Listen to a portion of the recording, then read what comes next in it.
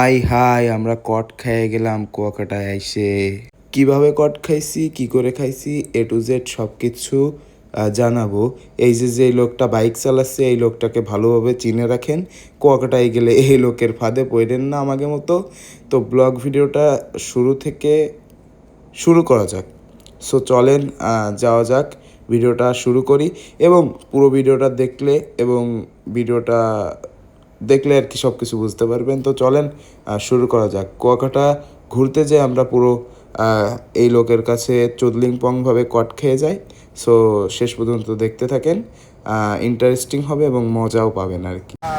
আমরা সকাল সকাল হচ্ছে গেছিলাম কাউয়ার বন নামে, এখানে একটা পাশেই বন আছে। আর একটা নতুন ব্লগ ভিডিওতে আপনাদের সকলকে স্বাগত। আমরা আসছি কোথায়? সমুদ্রের রানী কুয়াকাটায়। আপনারা ঠিকই শুনছেন, সমুদ্রের রানী কুয়াকাটায় আমরা আসছি। সো পুরো ব্লগটা দেখতে থাকেন, এনজয় করেন। আজকে হচ্ছে প্রথম দিন, বাইরে সকাল হয়ে গেছে।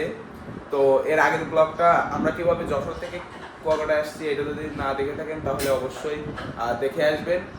অসাধারণ একটি ব্লগ ভিডিও। তো চলেন যাওয়া যাক, এখন বেরোবো।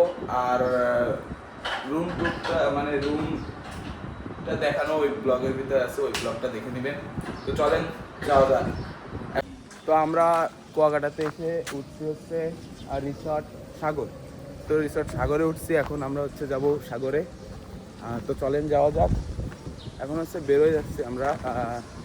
ওই যে সামনে হয়তো সমুদ্র সি বিচ আছে, আমি আপনাদেরকে নিয়ে যাই, আপনারাও দেখবেন, আমরাও দেখবো। তো চলেন। আমাদেরকে বললো হচ্ছে চলো, ভাই কোথায় কোথায় যাচ্ছি আমরা?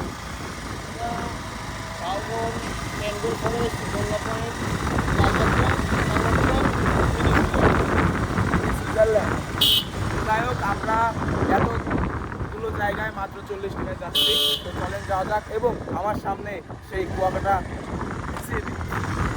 দেখতে পারতেছেন, এই যে সেই অসাধারণ সুন্দর সি বিচটা, কি মনোমুগ্ধকর দৃশ্য। এটা যদি না আসেন তাহলে দেখতে পারবেন না। দেখতে পারতেছেন এই যে কিন্তু পুরোটাই সেই কুয়াকাটা সি বিচ। ও মাই, এবং এই পাশে প্রচুর পরিমাণে মানুষ রয়েছে, মানে সেই লাগছে, সেরা একটা ভিউ।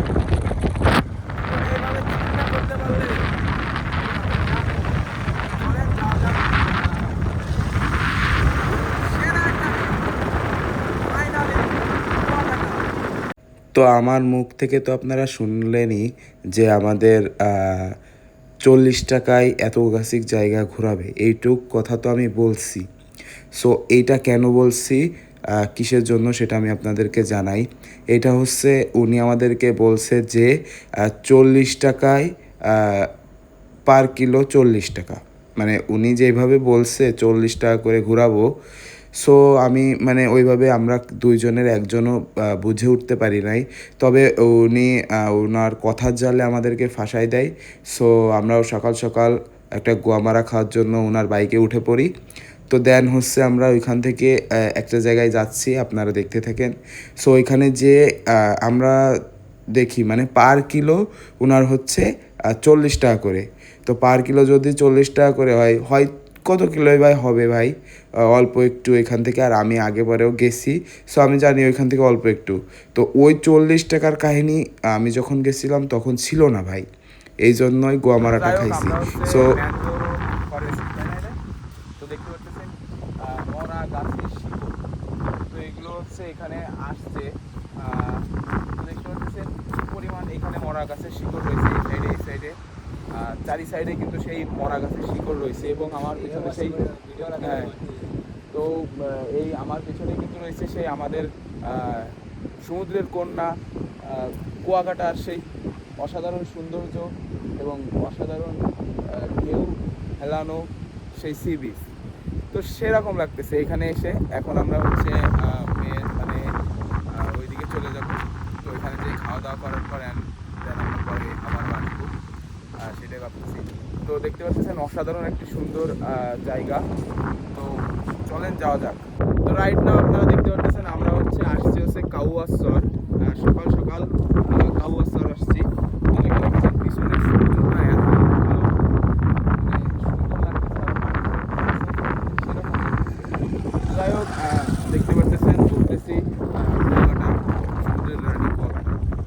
ভালোই লাগতেছে।